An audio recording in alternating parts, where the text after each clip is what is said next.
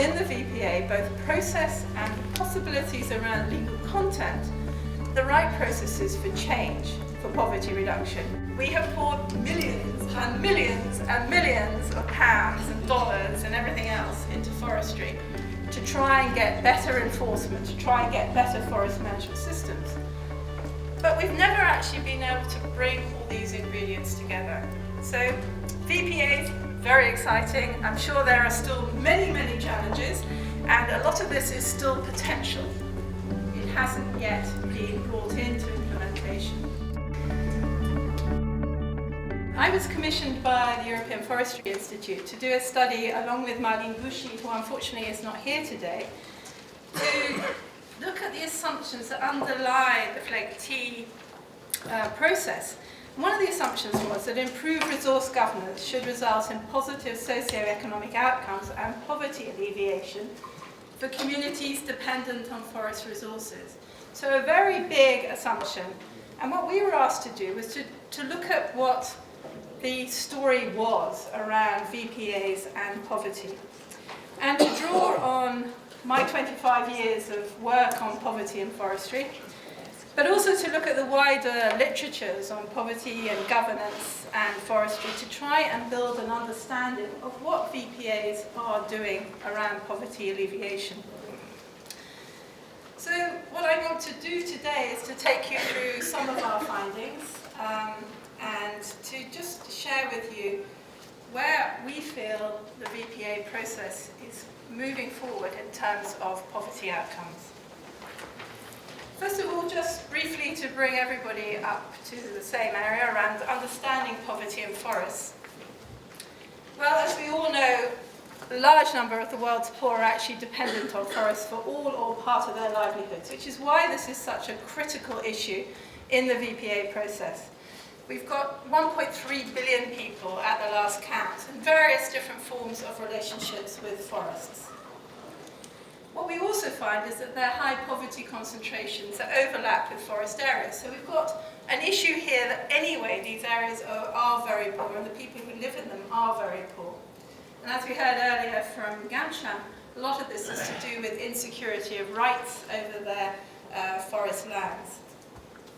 What we also see is forests play three very interesting roles in poverty reduction.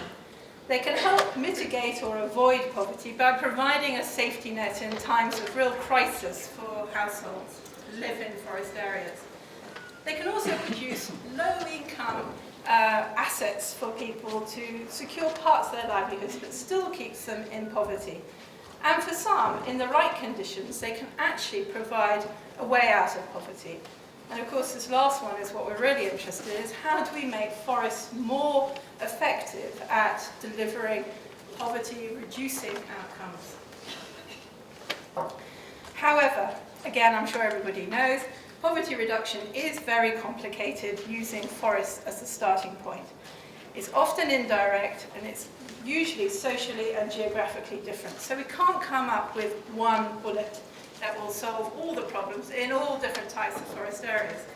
Even in one country, you will have many different types of relationships and many different types of social groups who are affected by forests and use forests in different ways. So, the VPA effects are also complicated. And again, there isn't a very simple story. What we also try to build into this understanding is that poverty is not just about lack of income, but it has a multidimensional aspect to it, which includes people's human, economic, political, and security risks and security elements of their livelihoods. So we're not just interested in how forests can improve people's income status. We're also interested in how people relate to forests in terms of their dignity, their culture, their voice, their ability to articulate their rights over forest resources. This again provides a challenge for VPAs of how to incorporate these types of understandings of poverty into a process that really has been about timber and its legality. How do we build these aspects of understanding into a timber process? We step back from the VPAs to say, okay, what have we learned over these last 25, 30 years about conditions for poverty reduction in forests? What we know is it's essential to have secure local property rights and the ability to use these rights to build for collateral, for building other forms of income assets. We also know from experience around the world that it's essential for people to have local decision-making power over how the forests are used, which also respects the different social and economic needs of people. We also know that we need a capable civil society that can fight on behalf of people who don't have a voice, who can hold to account policymakers and decision takers at all levels. We know that access and control over benefits and decision making are also very important, and particularly for things like revenue payments. So it's great to get revenue going into the system, but what happens after the revenue starts flowing down? Who makes the decisions about how that revenue is allocated? Which level of people do it? Do the communities actually get to control the decisions over the use of forest revenues? And of course, accountability of those who make the decisions to those who are affected. We also know, and this has come up a lot today, about the importance of transparency and access to information, but to also ensure that information is available in ways that people can use it. And for very poor people, often that's really difficult with low levels of literacy. So again, making sure information is available. What we also need, and again we have learnt, and we've been very poor at this in forestry, is strong systems of monitoring and enforcement based on good initial poverty understandings, which help to set the frame for the monitoring. Now, one of the things that's very clear over the last 30 years and still today is that our evidence about the links between poverty and forests is still quite limited. And for VPAs, this is going to be, and is, an issue as well. How to build evidence about what is happening on the ground between people's livelihoods and how the VPA process is affecting their livelihoods. And finally, in terms of understanding the conditions, financial, legal and policy support from the state is important not just for forests, but across all land uses and the relationship between forests and the different land uses. And again, we've heard earlier today about the importance of understanding the effects of use of other natural resources on the forests, how they drive deforestation and how they affect people's livelihoods. And of course, fair access to justice and grievance mechanisms. So, we do know what the conditions are to get poverty reduction in forest areas. Now, Chris, I'm sure you'll recognise yourself here. And this lovely weighty tome was one of the pieces of evidence that we looked at to see how is poverty bound into a VPA. And initially, I have to say, I was very sceptical. I haven't been deeply involved in the VPA process, and I was thinking, how is this possible? How can we really see how a VPA is actually going to lead to changes in people's livelihoods, positive changes? When we looked at it more deeply, there are 4 key ingredients in the VPAs for poverty reduction that very much mirror the conditions we were talking about before. They provide space for deliberation, for multi-stakeholders to come together and to negotiate on the basis of representation and good information, brings people into a process that weren't there before. There's been a lot of work to build capacity of poor and civil society to engage, influence, and to hold to account decision takers. Very exciting, and again, providing new space for new people who are not involved in these types of decision-taking processes before. We've also had a chance to reassess the rules of the game, policies, regulations, and legislation, and again, provide an opportunity to say whose rights are important in framing what is legal timber. And really emphasising and looking at where the gaps were in the legal framework, particularly around protecting community rights. So it's an opportunity to rethink the legal framework and to identify gaps and to try and change them. The fourth is that if we get those three things before in place, we are beginning to change and improve access to livelihood assets and services, particularly to build further livelihood security for forest communities by improving their rights and by improving the way in which timber revenues flow back down into communities so that they can start making decisions about how the money is used. So VPAs do have four very strong elements in them, which is quite unusual in the forest sector. We're also asked to look at how we can translate this into social safeguards, which are an important part of the VPA agreement. And what we've seen is social safeguards are often interpreted as bits of paper that have to be ticked. But they're not. They're things you build and that you maintain. And I draw very much here on the work that Wageningen has been doing on looking at social safeguards. And I think very useful and interesting work that they have done. And when we look at safeguards, there's two key things to them. One, that they are preventative, so we should be ensuring negative impact doesn't occur. And two, that they can mitigate when negative things start to happen. There are also two forms. There are the soft safeguards, which are around process, and then there are the hard safeguards that are legally enforceable. And a safeguard system needs to build sufficient understanding prior to an intervention to either prevent or react, and to build both process and content safeguards over time. And this is a critical point, that a safeguard can't work very effectively unless you start building it before you start a process of negotiation for a VPA, for instance. So what have we got already in the VPAs? Well, we've already got a lot of soft or process safeguards. We've got the multi-stakeholder mechanisms for negotiation, which are new, exciting, and increasingly effective. We have a lot more information going out, we have capacity building, and we have a recognized role of civil society in independent observation. On the hard safeguard side, and this is what's critical, is bringing these two together. We've got legal enforceable issues around the legality definition, which brings into play the importance of local tenure rights. Again, we have information around compensation and revenue payments. We have legally enforceable actions on workers' rights and rights to association, and for mechanisms for recourse and grievance.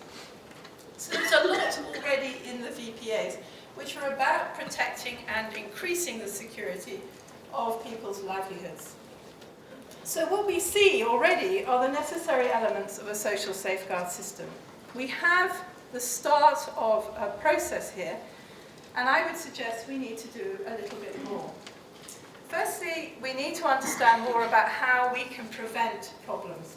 So identification at the start of a VPA process of potential negative effects on poor people. And one of the things we looked at was how we could incorporate into VPAs an ex-ante poverty impact assessment. And in Ghana, they already led the way on this by doing an impact assessment to inform their whole process of deliberation and negotiation. It's interesting, and a question maybe we should follow up as to why other countries also did not follow the example of Ghana on this. The second thing is needing to have effective monitoring and feedback systems. And again, we are early stages here because the VPAs are not yet into implementation, but I would suggest this is obviously a critical area. And also around consultation and information to make sure we continue to deepen and engage people. We need to ensure we're able to monitor, and we've been discussing a lot more about this, and how we can monitor these agreements concerning the social safeguards, and we need grievance mechanisms.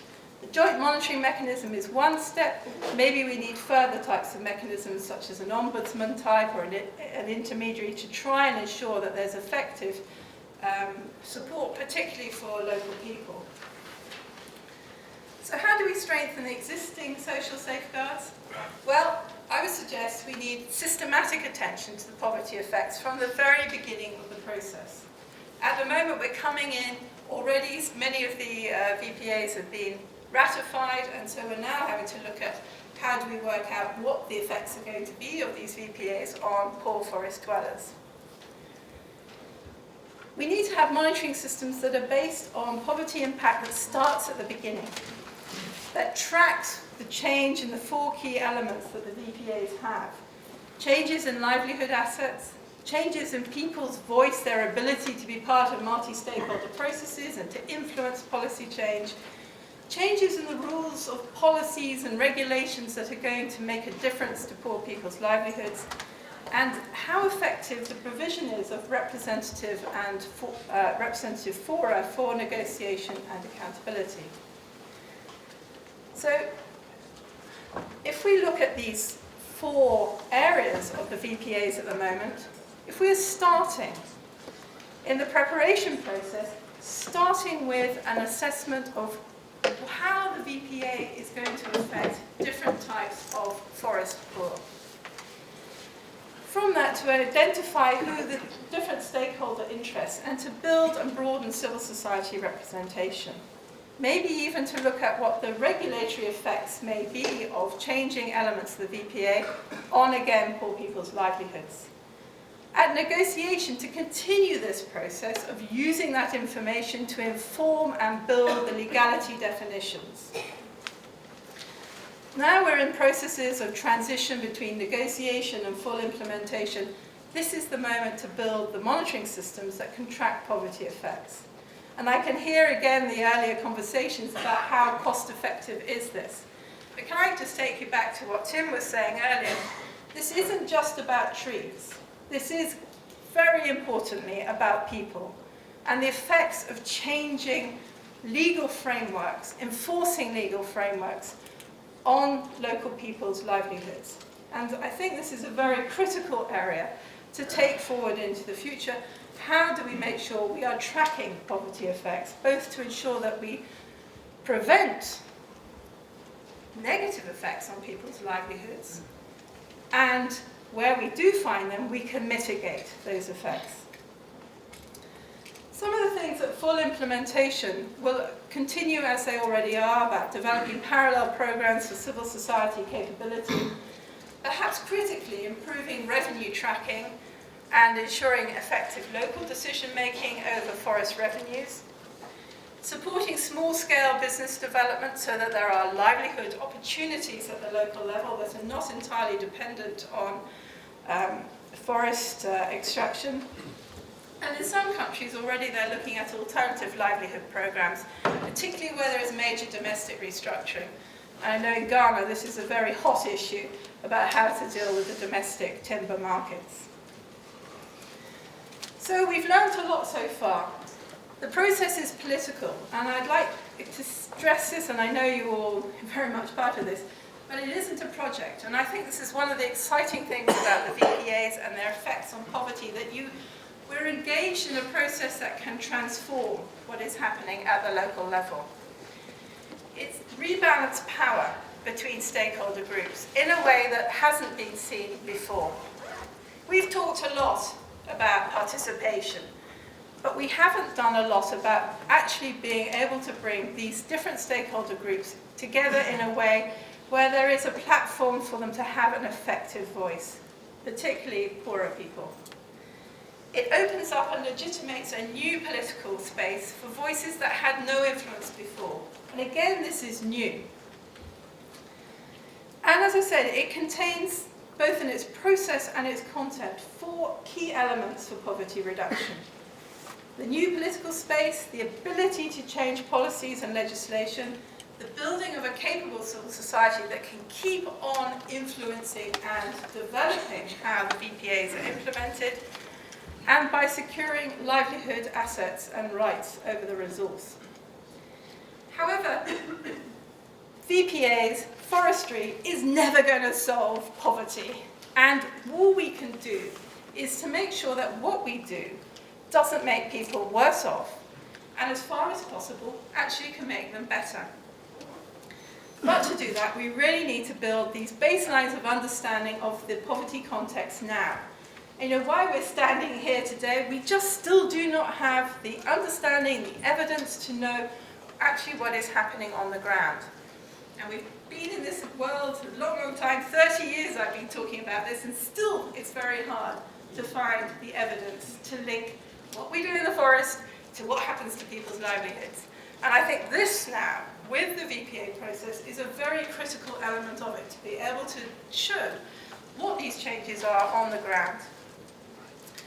So lots of things have been going on, fantastic process, wonderful amounts of paper being delivered, still lots of livelihoods going on in the forests. And some will say this is very bad, others will say this is supporting lots of people and securing their futures.